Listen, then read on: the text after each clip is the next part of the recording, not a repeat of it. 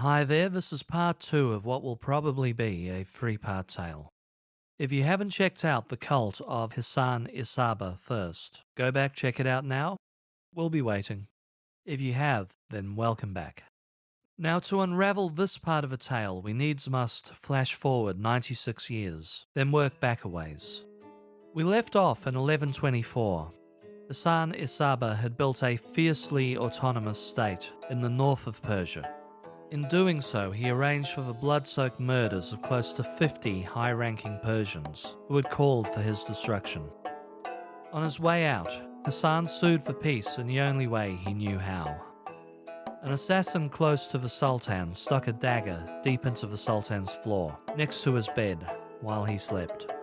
This was a reminder Hassan was in fact a friend. If the men were enemies, the dagger would have been stuck elsewhere. And Hassan had eyes everywhere. A peace treaty was agreed upon, and we'll return to that in a minute. What we need to know now is, just prior to where we pick up, another faction on the edge of the caliphate had come to prominence. Founded in a city on the border of modern-day Turkmenistan and Uzbekistan in 1079, and originally a vassal state, the Khwarezmian Empire had grown into one of the biggest empires in history. Its ruling family had ascended from slavery to freedom. By the mid-12th century, their aggressive expansion began. In 1198, the Khwarezmians reached their largest extent, ruling over much of Central Asia, northern India, Pakistan, and Persia. Their ruler, Shah Ala al-Din Turkish, didn't get to enjoy his empire for long, however. In 1200, a mouth abscess turned septic, killing him. Legend tells on his deathbed, Turkish called his son and successor, Ala al-Din Muhammad, to his chamber. Now I believe in myth-making, but if true, Turkish's words were rather karmic. Turkish's alleged final words to his son were to the effect of, "Whatever you do in life, you can do little wrong, but one thing you must never, ever do is pick a fight with the barbarian hordes to the northeast of us." It took Muhammad II of Khwarezm till 1218 to allegedly ignore this alleged advice. And when he did, the fight he picked changed the course of history dramatically.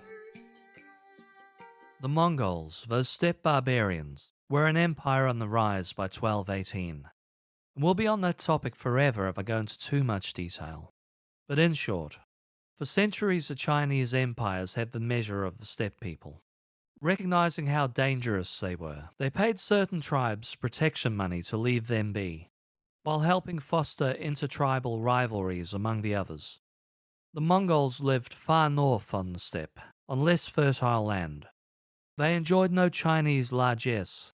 Compared to other tribes, they were thought poor scavengers, mostly living off whatever marmots, rats, and fish they could catch, and drinking a lot of fermented milk. Sometime around 1162, a child was born to the tribe. He had a rough childhood, which included the tribe abandoning his family for some time, and a time he was enslaved by his father's enemies. But the boy proved tough and resourceful, and he secured the patronage of a steppe warlord, Torgil, the Yong Khan, of the wealthy Kariad tribe. This young man, then known as Temujin, fought for the Yong Khan against other tribes, such as the Merkid, who once kidnapped his wife. Long story, we'll come back to it. The Tyachids, Tartars, and various others. He grew to become a fantastic strategist and an inspirational leader through this endless warfare, but he also tired of its pointlessness. Through warcraft and diplomacy, he put an end to the wars. By 1206, Temujin was rebranded Chinggis Khan, king of the Mongols. When in 1218 he sent a peaceful trading envoy to Muhammad II of Khwarezm, he ran a prosperous empire, which controlled the Chinese, Western Xia and Jin dynasties, as well as the Karakitai, whose sprawling kingdom took in modern-day Chinese, Kazakh, Kyrgyz, Tajik and Uzbek territory. The record suggests the Great Khan had no intent other than to trade with his powerful neighbours. Muhammad was convinced, however, that the trade delegation were spies sent to reconnoitre his kingdom for a Mongol invasion. Muhammad ordered the envoys arrested, stole their goods, then disfigured these merchants' faces. When news reached Chinggis of their arrest, he sent a political envoy of 3 men to Khwarezm to defuse the situation. Muhammad had these 3 men executed. At news of this insult, Chinggis was apoplectic. He prepared his army for war. In March 1220, Muhammad II braced for what he thought was the entirety of Chinggis's army, coming via the roads one expected them to tread.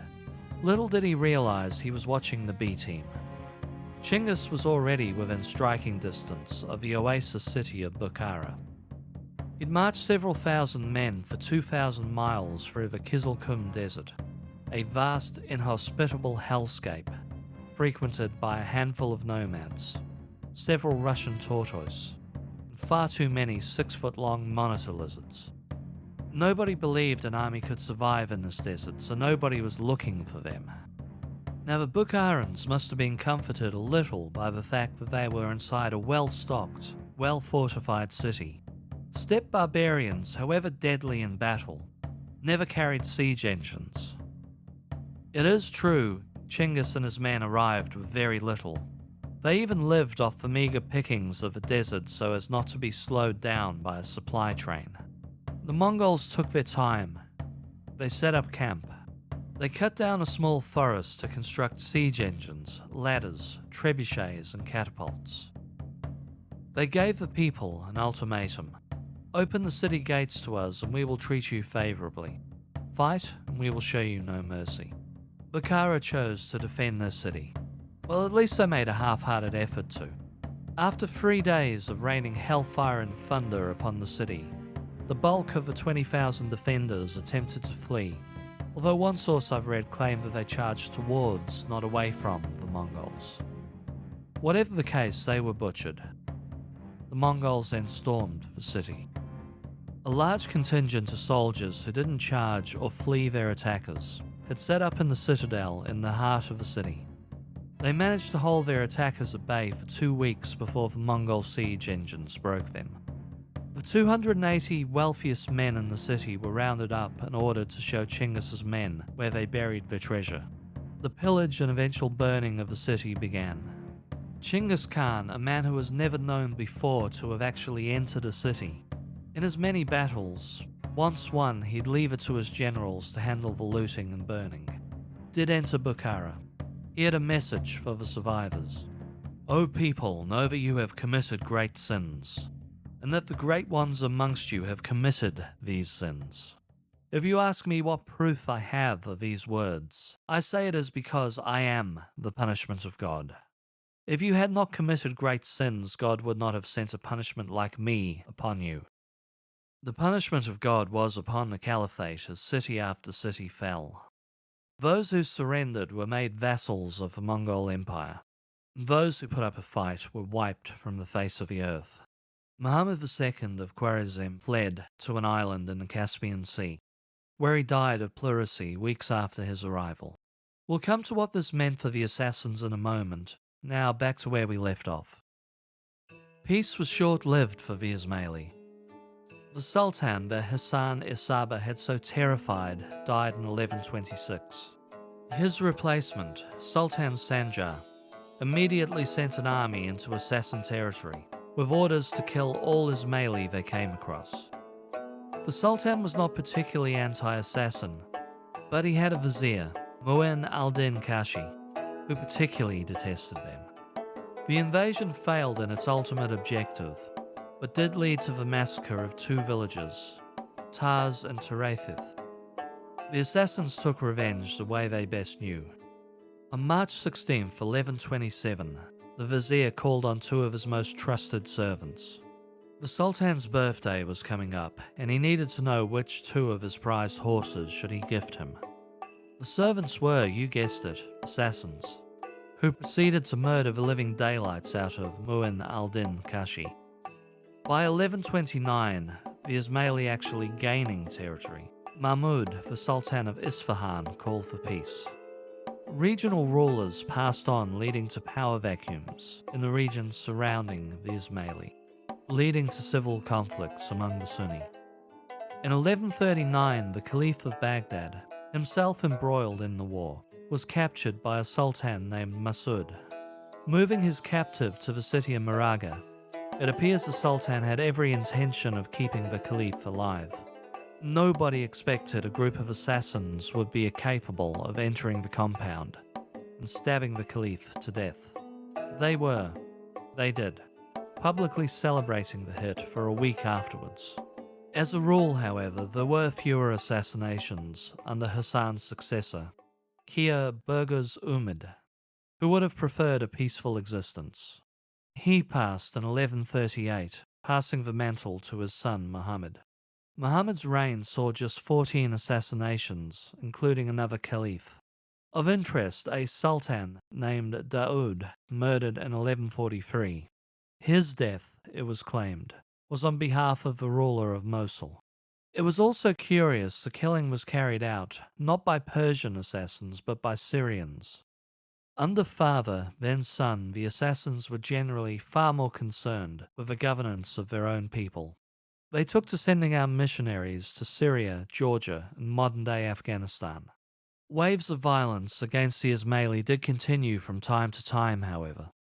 In Ray, the governor, a man named Abbas, launched a massacre of Ismaili in the city, afterwards proudly exhibiting a tower of skulls from the dead. Abbas was murdered by Sultan Masud of the Caliph debacle before the assassins could come for him. For all this violence, the Persian Ismaili largely resisted the urge to assassinate, for a while becoming a little boring and respectable. Then along come Muhammad's son, Hassan. Early on, the heir apparent made waves. He publicly preached the assassins needed a return to the revolutionary ways of his namesake, gathering a small army of followers. Hassan was something of a millenarian. He believed that when the millennium came, the Messiah would return, reinstate the faithful in paradise. Muhammad, concerned all these new extremists would undo all his hard work, had 250 of his son's followers arrested and put to death as heretics. Muhammad passed in 1162, ushering in Hassan's era, and for 2 years Hassan behaved himself. But then in the middle of Ramadan in 1164, he announced the millennium was upon them. From now on, they would pray with their backs to Mecca. He announced to his people end times were coming. The hidden imam had spoken to him and advised the holy law no longer applied to them. If you wish to break a fast, do so. Want a glass of wine? Go for it. Want a glass of wine while in prayer, with a band of musicians playing in the background for all to break the silence? Why not? They are the righteous. They are saved from sin. All these old rules no longer applied to them. If there were ever a time the assassins ate pork, as Christian monks reported from Armenia, this might well be it. Hassan reinvented himself as a modern-day imam, a messiah-like figure. To drive home his message, everyone must enjoy their newfound freedom. He executed numerous Ismaili who were perfectly happy with the old ways. You better damn well be free, the boss commands it of you, seemed to be the mood of the day. The party lasted till 9th of January 1166, when Hassan's brother-in-law, in true assassin style, stabbed the imam to death. The next leader, Muhammad II, was altogether less controversial. He saw the rise of the Khwarizm. A handful of assassinations also happened in his time, and orthodoxy restored itself amongst the Ismaili. Muhammad died in 1210, passing the mantle to his son Jalal al-Din Hassan. Jalal was far more orthodox than any other Ismaili ruler, and he wished to leave the cultish practices and mountain fortresses behind them. He sent secret messages to the Caliph of Baghdad, asking how he could bring the Ismaili back into the fold. His reign saw a return towards orthodoxy and the burning of many of their more heretical texts. This did not mean the assassinations stopped. The Persian assassins became a part of a machine, now killing on behalf of the Caliph of Baghdad. Soon word reached Persia of this new, unstoppable force in the east. Barbarian animists who believed God was the eternal blue sky, the Tengri in their language. Jalal al-Din Hassan was the first Muslim leader to reach out to the Mongols, proposing they too could be friends. Jalal passed soon after in 1221, passing the leadership to his 9-year-old son, Ala al-Din Muhammad.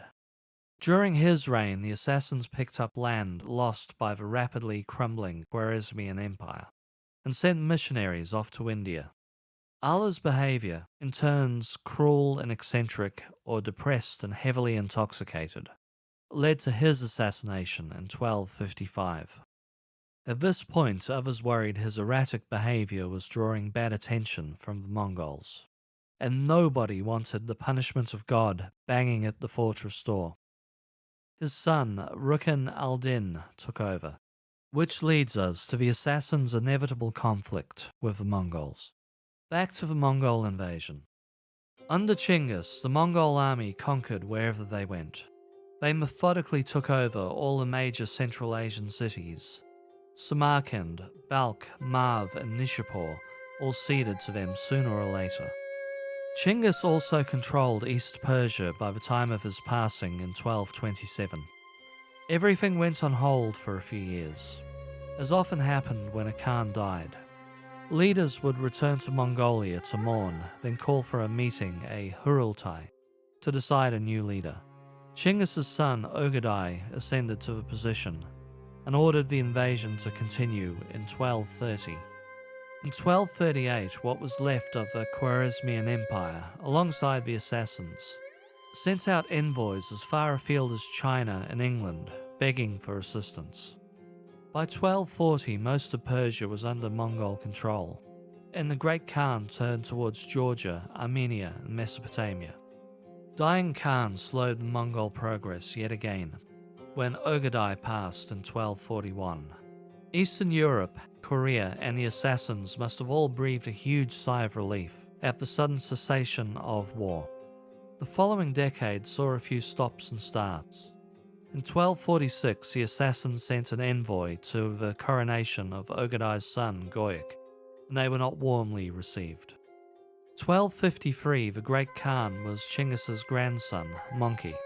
He gave orders to his brother, Hulagu, to capture the Near East as far down as Egypt. Their first port of call was the assassins. In Ala al-Din's declining years, he chose to fight them. But on his murder, Rukn al-Din was quick to capitulate to the Mongol war machine. But this wasn't where the story ended. The assassins were spread over dozens of mountain fortresses. Expert warriors as the Mongols now surely were, they knew some of these fortresses required a year or longer to overthrow, a great deal of effort, and many lives. No one besides the Imam had really called it a day. Rukn al-Din was suddenly taken in as a valued employee of the Great Khan. His job? To visit every last mountain fortress and convince them all to surrender. His reward? He and his family would be kept safe in a lap of luxury. For now. Oh, and around 30 camels. Now, I feel a little silly mentioning the camels, but it is mentioned in every book on the Mongols I've ever read, and a couple of books on the Ismailis. The Mongols must have presumed their Imam wanted them for breeding purposes. But it seems nothing brought more joy to his life than to watch 2 male camels in a knock-'em-down, drag-'em-out street fight. To each their own, I guess. Rukn al-Din was taken from castle to castle, convincing most to surrender. Between the camel fighting and capitulations, he found time to marry a Mongol woman. As a few castles held out, the Imam's value to the Khan came under question. 2 fortresses, Lamasar and Gerduk, held out for a while. No longer of use, Rukn al-Din was murdered on his way back to Persia from the Great Khan. A small resistance movement hung around till the 1270s, at one point even retaking Alamut Castle. But the assassin's cult was all but over in Persia. They of course survived, thrived even, in Syria. They even found themselves in places as far afield as India. We'll look at those tales in 2 weeks' time for the final part, The Old Man of the Mountain.